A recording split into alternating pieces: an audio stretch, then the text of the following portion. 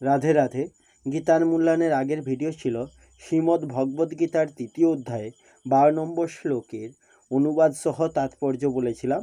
আজ ১২ নম্বর শ্লোকের ব্যাখ্যা সহ পরিশিষ্ট ভাব বলবো। ১২ নম্বর শ্লোক সংস্কৃতে বলা হয়েছে, ইষ্টানো ভোগানো হি বো দেবা দাসন্তে যোগ্য ভাবিতা তৈর্দত্তান পদা ঐভ্য যো ভুঙ্গতে স্তেন এ বশ। এর অনুবাদে বলা হয়েছে, যজ্ঞ দ্বারা পুষ্ট অর্থাৎ সংবর্ধিত দেবগণ তোমাদের বিনা প্রার্থনাতেই কর্তব্য কর্মের জন্য আবশ্যক সামগ্রী প্রদান করেন যাবেন। দেবতা প্রদত্ত ওই সামগ্রী অন্যের সেবায় ব্যয় না করে যে ব্যক্তি স্বয়ং ভোগ করে সে অবশ্যই চোর। এই শ্লোকের ব্যাখ্যা হল, ইষ্টানো ভোগানো হিবো দেবা দাসন্তে যোগ্য ভাবিতা, অর্থাৎ এখানেও ইষ্টভোগ শব্দের অর্থ ঈপ্সিত পদার্থ হতে পারে না, কারণ আগের একাদশ শ্লোকে পরম কল্যাণ প্রাপ্ত হবার কথা বলা হয়েছে এবং সেহেতু এই দ্বাদশ শ্লোকটি এসেছে ভোগের ইচ্ছা থাকা পর্যন্ত পরম কল্যাণ কখনো হতে পারে না। সুতরাং এখানে ইষ্ট শব্দটি যজ ধাতুর দ্বারা নিষ্পন্ন হওয়ায় এবং ভোগ শব্দটি অর্থ প্রয়োজনীয় সামগ্রী হওয়ায় উপরোক্ত পদটির অর্থ হয়, এই দেবগণ তোমাদের যোগ্য অর্থাৎ কর্তব্য কর্ম করার প্রয়োজনীয় বস্তু সকল দিতে থাকবেন। এখানে যোগ্য ভাবিতা দেবা পদটির তাৎপর্য হলো এই যে দেবতা তার অধিকার মনে করে মানুষকে প্রয়োজনীয় দ্রব্য সামগ্রী প্রদান করেই থাকেন। মানুষের উচিত শুধু নিজেদের কর্তব্য কর্ম ঠিকমতো পালন করা। তৈর্দত্তান পদা ঐভ্য যো ভুঙ্গতে, অর্থাৎ ব্রহ্মা দেবতাদের উদ্দেশ্যে তে দেবা পদটি প্রয়োগ করেছেন, কেননা তার সম্মুখে মানুষ ছিল, দেবতা নন, এবং এই স্থলে এভ্য পদটি প্রয়োগ করা হয়েছে, যেটি সামীপ্যের দ্যোতক। ভগবানের কাছে এই সবই নিকটে। এর দ্বারা প্রমাণিত হয় যে এখন এই স্থল থেকে ভগবানের বচন আরম্ভ হল। এখানে ভুঙ্গতে কর্তৃর তাৎপর্য কেবলমাত্র ভোজন ক্রিয়াতে নয়, বরং শরীর নির্বাহের সকল প্রয়োজনীয় বস্তু অর্থাৎ খাদ্য, বস্ত্র, অর্থ, গৃহ ইত্যাদি নিজের সুখের জন্য কার্যকরী করাতেই আছে। এই দেহ মাতা পিতার থেকে পাওয়া এবং পালনকর্তাও তারাই। বিদ্যা লাভ হয়েছে গুরুস্থানীয় ব্যক্তিদের কাছ থেকে। দেবগণ সকলকে কর্তব্য পালনের বস্তুসমূহ প্রদান করেন। ঋষিগণ প্রদান করেন জ্ঞান, পিতৃব্যগণ প্রদান করেন মানুষকে সুখ সুবিধা গ্রহণের উপায় জানান। পশু পক্ষী বৃক্ষলতা ইত্যাদি অন্যের সুখের জন্য নিজেদের সমর্পিত করে, যদিও তাদের এই বোধ থাকে না যে তারা কারোর উপকার করছে, কিন্তু তাদের দ্বারা স্বতঃস্ফূর্ত উপকার হয়ে থাকে।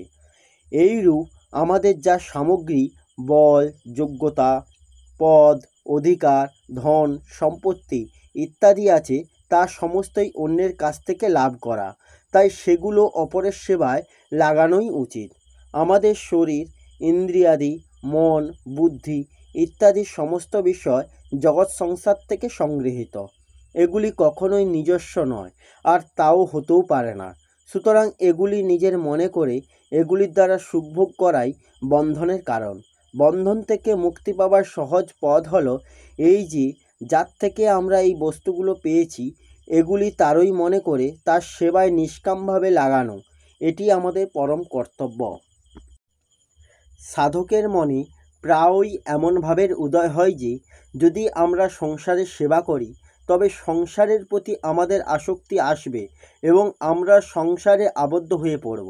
কিন্তু ভগবানের বাক্যে প্রমাণিত হয় যে সেবা করলে আবদ্ধ হতে হয় না, বরং নিজের জন্য কিছু করলেই তবেই আবদ্ধ হতে হয়। তাই গ্রহণ করার ভাব পরিত্যাগ করে দেবতাগণের মতো অপরকে সুখী করাই মনুষ্য মাত্রেরই পরম কর্তব্য হওয়া উচিত। কর্মযোগের সিদ্ধান্তের বিধানই হচ্ছে প্রাপ্ত সামগ্রী, সমর্থ, সময় এবং বুদ্ধির সদুপযোগ করা। প্রাপ্ত সামগ্রিক চেয়ে ভিন্ন বস্তু কামনা করা কর্মযোগের সিদ্ধান্ত নয়। সুতরাং প্রাপ্ত বস্তুর সদুপযোগ করে অন্যের হিতার্থেই নিয়োগ করা উচিত। অধিক পরিমাণে কোনো আবশ্যকতা নেই। এ বিষয়ে যুক্তি হলো, যার যতটা শক্তি থাকে তার কাছে ততটাই আশা করা হয়। সুতরাং ভগবান বা দেবতা তার থেকে বেশি কি করে আশা করবেন? তেন এবস। এখানে সতেন পদটিতে একবচন ব্যবহারের তাৎপর্য এই যে নিজ কর্তব্য পালনে অনিচ্ছুক ব্যক্তি অন্য সকলের প্রাপ্য সামগ্রী অন্ন জল বস্ত্রাদি অপরকে না দিয়ে একাই ভোগ করে, অতএব সে চোর পদবাচ্য। যে ব্যক্তি অপরকে তার প্রাপ্য ভাগ না দিয়ে একাই সমস্ত ভোগ করে সে তো চোরই। কিন্তু যে ব্যক্তি সর্বপ্রকারে নিজ স্বার্থ সিদ্ধ করতে চায়, অর্থাৎ বস্তু সামগ্রীগুলি মান যশ ইত্যাদি লাভের উদ্দেশ্যে সেবার কাজে লাগায়, সেও সেই অংশে চোর। এরূপ ব্যক্তির অন্তঃকরণ কখনো শুদ্ধ এবং শান্ত থাকতে পারে না। এই ব্যষ্টি শরীরে কোনোভাবেই সমষ্টি জগৎ থেকে পৃথক নয়, বরং এবং তার পৃথক হওয়া সম্ভব নয়, কারণ সমষ্টির অংশকেই ব্যষ্টি বলা হয়। তাই ব্যষ্টিকে শরীর নিজের বলে মনে করা এবং সমষ্টিকে নিজের বলে না মানাই হলো রাগ দেশাদি দ্বন্দ্বের মূল, এবং এটিই হলো অহংভাব এবং ব্যক্তিত্ব বা বৈষম্য। কর্মযোগ পালন করলেই এই সমস্ত সহজেই দূরীভূত হয়, কারণ কর্মযোগী এই ভাব থাকে, আমি যা কিছু করছি তা নিজের জন্য নয়, বরং জগৎ সংসারের জন্য করছি। এতে আরও একটি বড় মর্মকথা হলো এই যে কর্মযোগী নিজ কল্যাণের জন্য কোনো কর্ম না করে সংসারের কল্যাণের নিমিত্তই করে থাকেন, কারণ সকলের কল্যাণের থেকে নিজ কল্যাণকে পৃথক করে দেখাই হচ্ছে ব্যক্তিস্বার্থ এবং বৈষম্যের জন্ম হওয়া, যেটি সাধকের উন্নতির পথে বাধাস্বরূপ। শরীর ইন্দ্রিয় মন বুদ্ধি ইত্যাদি যা কিছু আমাদের আছে তা সবই এই জগৎ সংসার থেকে প্রাপ্ত। সুতরাং জগৎ হতে প্রাপ্ত সামগ্রী শুধুমাত্র নিজ স্বার্থে ব্যবহার করা সততার কাজ নয়। এই শ্লোকের বিশেষ কথাতে বলা হয়েছে, হিন্দু সংস্কৃতির একমাত্র উদ্দেশ্য হচ্ছে মানুষের কল্যাণ করা। সেই উদ্দেশ্যই ব্রহ্মা মানুষদের নিঃস্বার্থভাবে নিজ নিজ কর্তব্যের দ্বারা একে অপরকে সুখী করার নির্দেশ দিয়েছেন। সংসারে ভ্রাতা ভগিনী মাতা ইত্যাদি সকলেই কর্ম করে থাকেন, কিন্তু তাদের একটি মস্ত ভুল হয় এই যে তারা কামনা মমতা বাসনা স্বার্থ ইত্যাদির বশীভূত হয়ে কর্ম করেন। সুতরাং লৌকিক বা পরলৌকিক কোনো লাভই তাদের হয় না, বরং তাদের ক্ষতি হয়ে থাকে। স্বার্থ দ্বারা তাড়িত হয়ে কর্ম করলে নিজেদের মধ্যে মারামারি ঝগড়া ঈর্ষা ইত্যাদি আসে এবং পরলোকে দুর্গতি হয়। অন্যের সেবা করে তার প্রতিদানে কিছু আশা করলে বস্তু এবং ব্যক্তির সঙ্গে মানুষের সম্পর্ক স্থাপিত হয়। যে কোনো কর্মের সঙ্গেই স্বার্থ সম্পর্ক যুক্ত হলে সেই কর্ম তুচ্ছ এবং বন্ধনকারক হয়ে দাঁড়ায়। স্বার্থপর ব্যক্তিকে জগতে কেউ ভালো বলে না। যে কেবল চায় তাকে কেউ বেশি দিতে চায় না। প্রায়শই এরূপ দেখা যায় যে গৃহে কোনো ভোগী বা রাগী ব্যক্তি থাকলে সংসারের বস্তুগুলি তার অলক্ষ্যে রাখা হয়। অপরপক্ষে আমাদের যত বুদ্ধি সময় সামর্থ্য এবং সামগ্রী থাকে, ততটাই যদি আমরা অপরের সেবায় ব্যয় করি তবে তার দ্বারা কল্যাণ তো হয়, তাছাড়া বস্তু সামগ্রী সুখ মান যশ শ্রদ্ধা ইত্যাদির আশা না করলেও সেগুলি স্বতই প্রাপ্ত হতে থাকে। কর্মযোগীর মান যশ ইত্যাদির আকাঙ্ক্ষাই থাকে না, কারণ তিনি জানেন আশা এবং সুখভোগই বন্ধন কারণ। আমি সুখ পাবো কী করে, শুধুমাত্র এই আকাঙ্ক্ষার জন্যই মানুষ কর্তব্যচ্যুত ও পতিত হয়ে যায়। সুতরাং অন্যে কী করে সুখী হবে এই ভাবটি কর্মযোগীর সর্বদা বজায় রাখা উচিত। গৃহে মা বাবা ভাই বোন স্ত্রী পুত্র প্রমুখ যত ব্যক্তি আছে তাদের সকলকেই একই অন্যের হিতের কথা ভাবা উচিত। সেবকের প্রায়শই একটি ভুল হয়ে থাকে, সে আমি সেবা করছি, আমি নিজেই প্রদান করছি, এই ভেবে মিথ্যা অভিমানের বশবর্তী হয়ে পড়ে। প্রকৃতপক্ষে সেবক ব্যক্তির সেব্যের বস্তুই প্রদান করে। মাতৃদুগ্ধে যেমন মায়ের নিজের কোনো প্রয়োজন থাকে না, তার সন্তানের খাদ্যরূপেই বিবেচিত হয়, তেমনি যে সমস্ত সামগ্রী মানুষের কাছে থাকে প্রকৃতপক্ষে তা অপরের সেবার জন্যই থাকে। সুতরাং প্রাপ্ত বস্তুতে তার কোনো মমতা থাকা বা সেটি তার নিজস্ব বলে মনে করার কোনো অধিকার নেই। মমতা করলেও সেটি তার কাছে চিরকালের জন্য থাকবে না, শুধুমাত্র মমতারূপ বন্ধনটি থেকে যাবে। সেই জন্য ভগবান বলেছেন যে প্রাপ্ত সামগ্রীগুলিকে নিজের বলে মনে করা যারা ভোগ করে তারাই প্রকৃতপক্ষে চোরী। দেবতা, ঋষি, পিতৃপুরুষ, পশু, পক্ষী, বৃক্ষলতা ইত্যাদি সকলেরই পরোপকার করা স্বাভাবিক স্বভাব। মানুষ এদের থেকে সর্বদা সহযোগিতা পাওয়ার এদের কাছ থেকে ঋণী হয়ে থাকে। এই ঋণ থেকে মুক্তি পাওয়ার জন্যই পঞ্চমহাযজ্ঞের অর্থাৎ ঋষিযজ্ঞ, দেবযজ্ঞ, ভূতযজ্ঞ, পিতৃযজ্ঞ এবং মনুষ্যযজ্ঞের বিধান আছে। মানুষ একমাত্র প্রাণী যে বুদ্ধিপূর্বক নিজ কর্তব্য পালন করে সকলকে তৃপ্ত করতে সক্ষম। সুতরাং মানুষেরই উপর সবথেকে বেশি দায়িত্ব অর্পিত রয়েছে। তার এমন স্বাধীনতা আছে যার সদ্ব্যবহার করে সে পরম শ্রেয় লাভে সক্ষম। দেবতাগণ তো তাদের কর্তব্য পালন করেনি। মানুষ যদি তার কর্তব্য পালন না করে তাহলে শুধু দেবগণের মধ্যেই নয়, উপরন্তু তিলোকেই নানা প্রকার বিশৃঙ্খলার সৃষ্টি হয় এবং তার পরিণামে অতিবৃষ্টি, অনাবৃষ্টি, ভূমিকম্প ইত্যাদি প্রাকৃতিক দুর্যোগ হতে থাকে। ভগবানও গীতাতে বলেছেন, আমি যদি সতর্ক হয়ে কর্তব্য পালন না করি তাহলে এই সমস্ত লোক উৎসন্ন হবে। যেমন গতিশীল বলদচালিত শকটের একটি চাকা ভগ্ন হয়ে গেলে সমস্ত গাড়িটিকেই তীব্র আলোড়ন হয়, তেমনি গতিশীল সৃষ্টিচক্রে একজন ব্যক্তিও যদি কর্তব্যচ্যুত হয় তাহলে তার বিরূপ প্রভাব সমগ্র সৃষ্টির উপর পড়ে।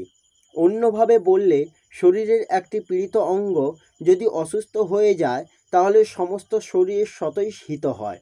তেমনি নিজ কর্তব্য ঠিকমতো পালনকারী ব্যক্তির দ্বারা স্বতই সমস্ত জগতের হিত সাধিত হয়। প্রজাপতি ব্রহ্মা, দেবতা এবং মানুষ উভয়কে তাদের নিজ নিজ কর্তব্য পালন করার নির্দেশ দিয়েছেন। দেবতাগণ মর্যাদা সহকারে আচরণ করে থাকেন। কেবলমাত্র মানুষই নিজ নির্বুদ্ধিতা দোষে মর্যাদা নষ্ট করে, কারণ অপরের সেবার জন্য যে সমস্ত সামগ্রী সে পায় সে সেগুলিকে নিজের মনে করে অধিকার করে বসে। অনন্ত জন্মের কর্মবন্ধন থেকে মুক্তি পাওয়ার জন্য মানুষ স্বাধীনতা প্রাপ্ত হয়েছে, কিন্তু সেই স্বাধীনতার অসৎ ব্যবহার দ্বারা কর্ম এবং কর্মফলে মমতা ও আসক্তি পোষণ করতে থাকে। তার ফলে তার নতুন কর্মবন্ধন উৎপন্ন হয় ও সে তাতে আবদ্ধ হয়ে পড়ে এবং পরবর্তী অনেক জন্মের জন্য দুঃখ পাওয়ার রাস্তা তৈরি করে ফেলে। সুতরাং মানুষের উচিত সে যা কিছু বস্তু প্রাপ্ত হয় তার দ্বারা ত্রিজগতের সেবা করা, অর্থাৎ সেই সামগ্রীগুলি ভগবান, দেবতা, ঋষি, পিতৃপুরুষ, মানুষ ইত্যাদি সমস্ত প্রাণী সেবায় নিয়োজিত করা। প্রশ্ন হচ্ছে, প্রাপ্ত বস্তু সামগ্রী সবই যদি অপরের সেবায় নিযুক্ত করা হয় তাহলে কর্মযোগী জীবন কিভাবে নির্বাহ হবে? এই উত্তরে বলা হয়েছে, প্রকৃতপক্ষে শরীরের সঙ্গে নিজ একাত্মতা বোধ করলে, অর্থাৎ শরীরকেই স্বরূপ বলে মনে করলে এই প্রশ্নই জাগে। কিন্তু কর্মযোগী শরীরের সঙ্গে নিজের কোনো সম্পর্ক মেনে নেন না, বরং সেটি জগতের এবং জগতের জন্য মনে করে জগৎ সংসারের সেবাতে নিযুক্ত করেন। তার দৃষ্টি থাকে অবিনাশী স্বরূপের দিকে, বিনাশীল শরীরের প্রতি নয়। যার লক্ষ্য থাকে শরীরের দিকে তারই এইরূপ প্রশ্ন মনে উদিত হয় যে কর্মযোগী জীবন কিভাবে নির্বাহ হবে। ভোগেচ্ছা যতক্ষণ থাকে ততক্ষণ বেঁচে থাকার ইচ্ছা এবং মরার ভয় থাকে। কর্মযোগী ভোগেচ্ছা না থাকে না, কারণ তার সমস্ত কর্ম নিজের জন্য না হয়ে অন্যের সেবার্থে হয়ে থাকে। সুতরাং কর্মযোগী তার জীবনের পরোয়া করেন না। তার মনে এই প্রশ্ন আসে না যে তার জীবিকা নির্বাহ হবে কি করে। প্রকৃতপক্ষে তার অন্তরে জগতের কোনো কিছুর জন্যই প্রয়োজনবোধ থাকে না, জগতে তার প্রয়োজন। তাই তার জীবন নির্বাহের ব্যবস্থা জগৎ নিজেই করে দেয়। যার জীবন পরোপকারে সমর্পিত, এরূপ পশু পক্ষী, কীটপতঙ্গ, বৃক্ষলতা ইত্যাদি সমস্ত সাধারণ প্রাণীর জীবন নির্বাহেও যখন ব্যবস্থা আছে, তখন শরীরসহ সমস্ত প্রাপ্য সামগ্রিকগুলি যিনি জগতের মঙ্গলার্থে ব্যয় করেন তার জীবন নির্বাহের কোনো ব্যবস্থা হবে না। এটি কি করে সম্ভব? সবার পালনকর্তা ভগবানের অসীম কৃপায় জীবন নির্বাহী বস্তু সামগ্রী সমস্ত প্রাণী সমানভাবে পায়। এর প্রত্যক্ষ উদাহরণ সবার সামনেই আছে। মায়ের শরীরে যেখানে শুধুমাত্র রক্তই থাকে, সেখানেও গর্ভের সন্তানের জন্য সুমিষ্ট এবং পুষ্টিকর দুধ আপনিই সৃষ্ট হয়। সুতরাং পারুধ্যকেই মানা হোক বা ভগবত কৃপাই বলা হোক, জীবন নির্বাহের সামগ্রী মানুষ শতই পেয়ে যায়। এ বিষয়ে কোনো সন্দেহ, চিন্তা, শোক এবং বিচার থাকা উচিত নয়। ভগবানের রাজ্যে যখন অত্যন্ত পাপী এবং নাস্তিক ব্যক্তিও জীবন নির্বাহ হয়, তখন কর্মযোগী জীবন নির্বাহে কী বাধা হতে পারে? সুতরাং এই প্রশ্ন ওঠাই ভ্রম। এই শ্লোকে পরিশিষ্টভাবে বলা হয়েছে যোগ্যভাবিতা। পদ্রি অর্থ যোগ্য দ্বারা পরিপুষ্ট, পূজিত এবং সংবর্ধিত। মধ্যলোকে থাকায় মানুষ ঊর্ধ্ব ও অধ সমস্ত লোকে অবস্থিত প্রাণীদের পরিপুষ্ট করতে সক্ষম। মানুষে মধ্যলোকে রাখার কারণ হলো যাতে তারা সকলকে মঙ্গল করতে সক্ষম হয়। মানুষের কল্যাণের জন্যই এই বিধান। এই হল শ্রীমদ্ ভগবদ্গীতার 3য় অধ্যায়ের 12 নম্বর শ্লোকে পরিশিষ্ট ভাব সহ ব্যাখ্যা। আসব পরের ভিডিওতে। রাধে রাধে। জয় শ্রীকৃষ্ণ। জয় গীতা।